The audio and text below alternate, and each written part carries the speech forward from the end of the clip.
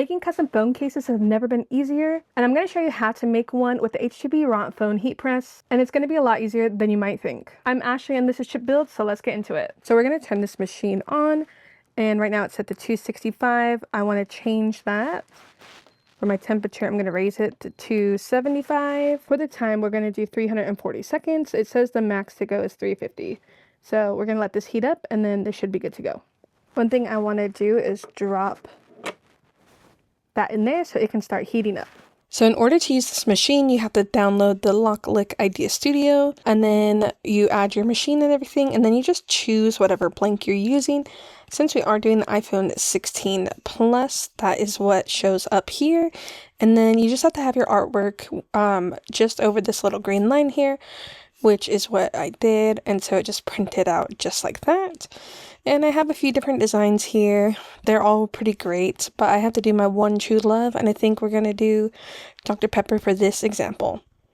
So once you have that ready to go, depending on your sublimation printer settings, you might want to mirror your image, but I'm not going to do that because I'm going to go to print. In my preset that I have, it will automatically flip the artwork for me, and then you can just hit print. Now, one of the frustrating things about this machine is that it uses a sublimation film, and my Epson sublimation printer had such a hard time doing it that I had to actually tape it to another piece of sublimation paper just to get it to print on here. But so we have our image, and then what it says to do is to actually place this on top of the machine.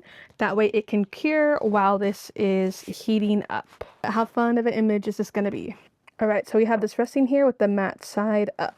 So this will only take about 5 minutes or so. One thing you'll want to do as well is tape in the little lens hole cover, but to be careful that you don't actually cover those two little air venting holes, since this is basically like a suction machine.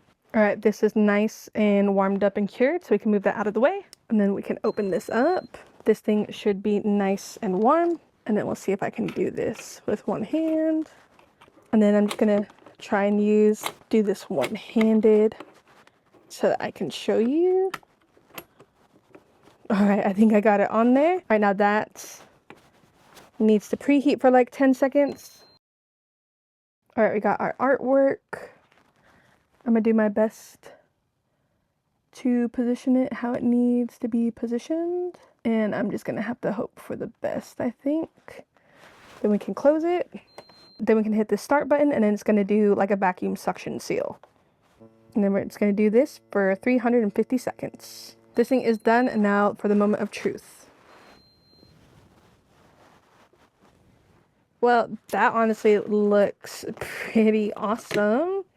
Let's see if we can get this film off, and we can. Definitely hard to do this one-handed, but look at that. That transferred really great, and I'm excited with these colors. Let's get the phone off of the press here. And oh my gosh, this looks absolutely amazing. We have amazing coverage on all the sides, and honestly, this is pretty awesome looking. I could have done it slightly better on the placement, but it's honestly really cool. Now, the real question is, do I recommend this machine for crafters and small business owners? Yes and no. There are a couple of things about it that I just don't like. Like, I hate the fact that you have to do sublimation film. I understand why, because it is like basically a vacuum, which is going to wrap that film around, which is why we can get those nice crisp edges and a full wraparound design. So I understand that. But using the sublimation film is so hard, especially because not all printers are going to see it because it's thin and clear. So you're going to have to use some kind of tape on the majority of printers. But also, if you don't have a sublimation printer, don't buy this machine. You have to have a sublimation printer in order to use any of the fixtures, to whether you're going to make phone cases or the badges or tags or whatever you're going to make with it. Now, it is a super cool machine, I will give it that. And if you are in the customization business, adding phone cases is not a bad idea. So at the end of the day, you're really going to have to just weigh the pros and cons on if you think this is something that you might want to add to your lineup. If you're familiar with the HTVRONT family of machines, then this might be something that you want to look into and get. Because honestly, it is really cool to be able to really customize cases that you can sell. Obviously, you would not be able to sell branded things, but I can see how it could be really cool for people at a craft show to kind of pick their different design with the different phone case that they might like. At the end of the day, this is a pretty cool craft to get into.